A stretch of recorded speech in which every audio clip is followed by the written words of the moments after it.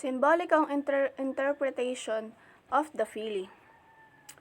On the more abstract of philosophical level, following the thesis that Phili is a study in revolution, the more important characters can be interpreted symbolically, turned cynical and revolutionary as a result of past failures and disappointment. Simon could be made to represent the portion of Filipino society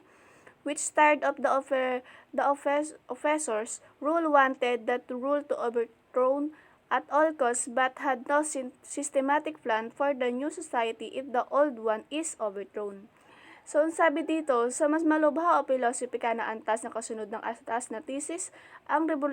el filibusterismo ay isang pag-aaral sa revolusyon na ay mas mahalagang tauhan ay maaaring bigyang kahulugan ng simbolikong naging siniko at revolusyong bilang resulta ng mga nakaraang pagkabigo at pagkaibigo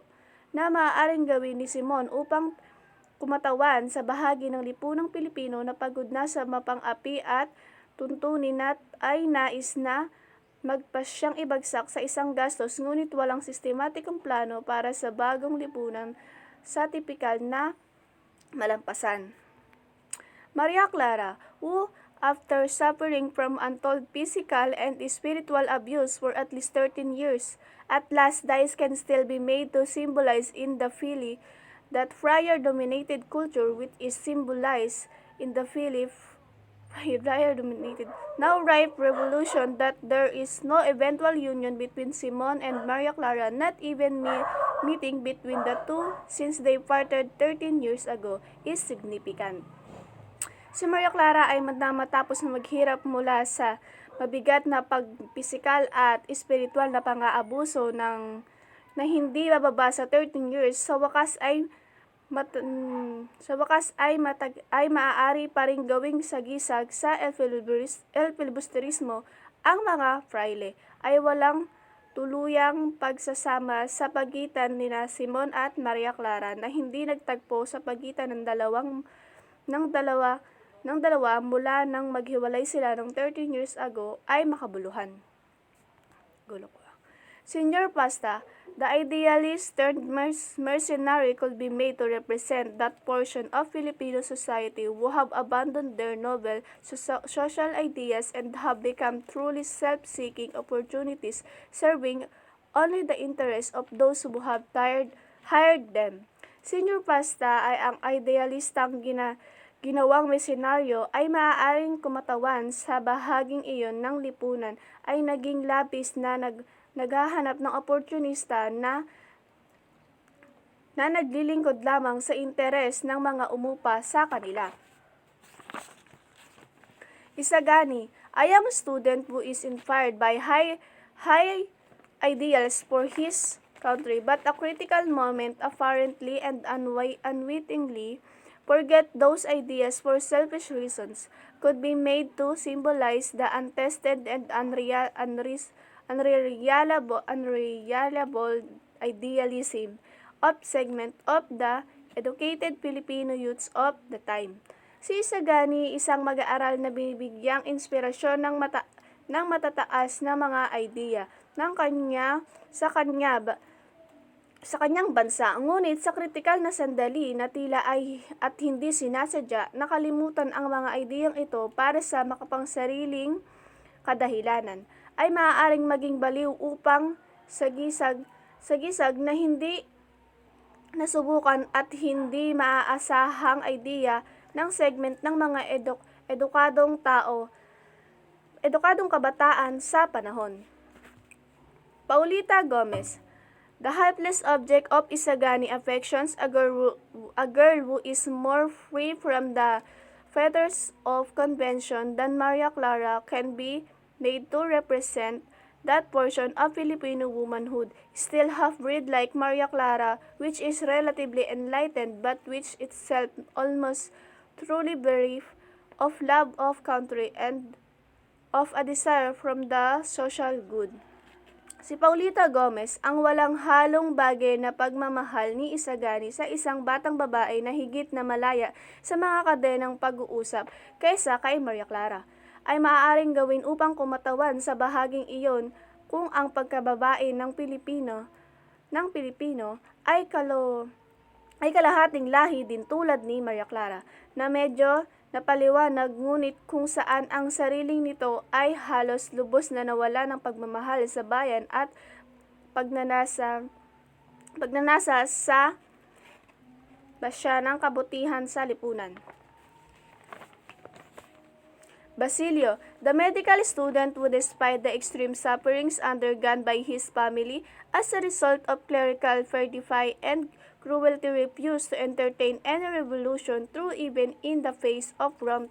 rampant social injustices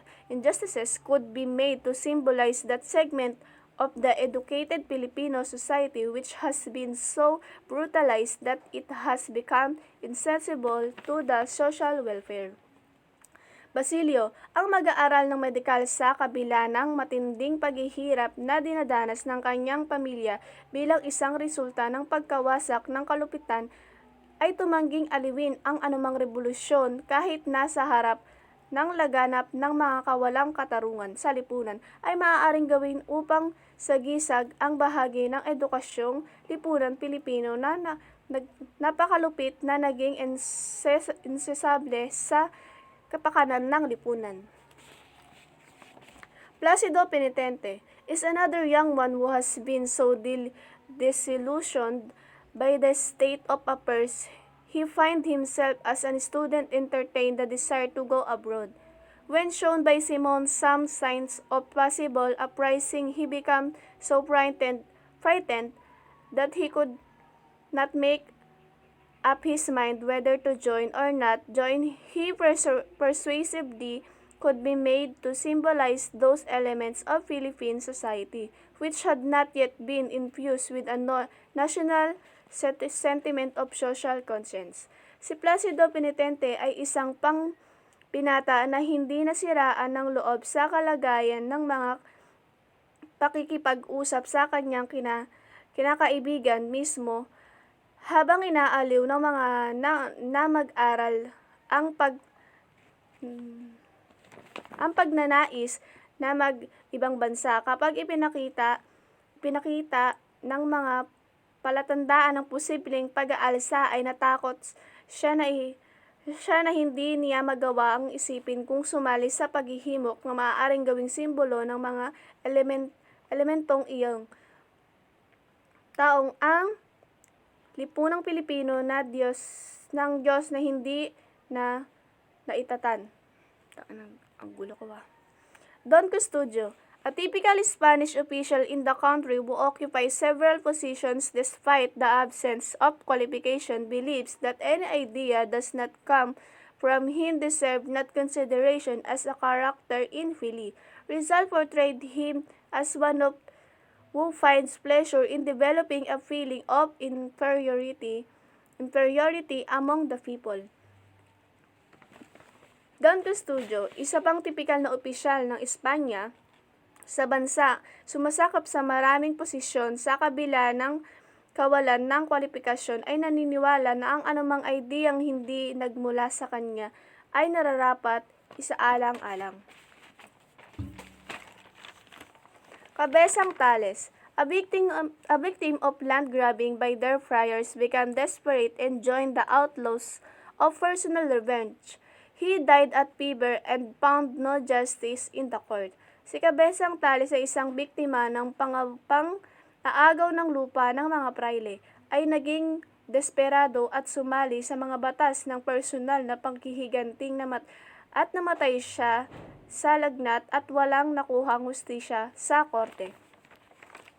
Si Julie, innocent-looking and unaffected daughter of Cabezang Tales and sweetheart of Basilio, took her own life because of love for honor and chastity rather than surrender her womanhood to the mundane desire of Father Camorra. Si Julie, inosente na naghahanap at hindi naaapektuhan ng anak ni Cabezang Tales at kasintahan ni Basilio, kaysa isuko ang kanyang kasintahan ni Basilio ang kumuha ng sariling buhay sa pagmamahal sa dangal, kaysa isuko ang kanyang pagkababae sa panandaliang pagnanasa ni Camorra. The schoolmaster, rusticated as a reveal for having experimented teaching the Spanish language to young children against the wishes of the Spanish friars, was pardoned due to the influence wielded by Simon later. Later on, he became Simon's gun power expert. As ang master ng pag-aaral ay muling sinabi bilang isang antas para sa pag-eksperimento sa pagtuturo ng wikang Espanyol sa mga maliliit na bata. Mali ang mga hangarin ng mga praile ng Espanya ay pinatawad dahil sa impluwensyang ginawa ni Simon na kalaunan ay naging dalubhasya sa paggawa sa mga pulbura.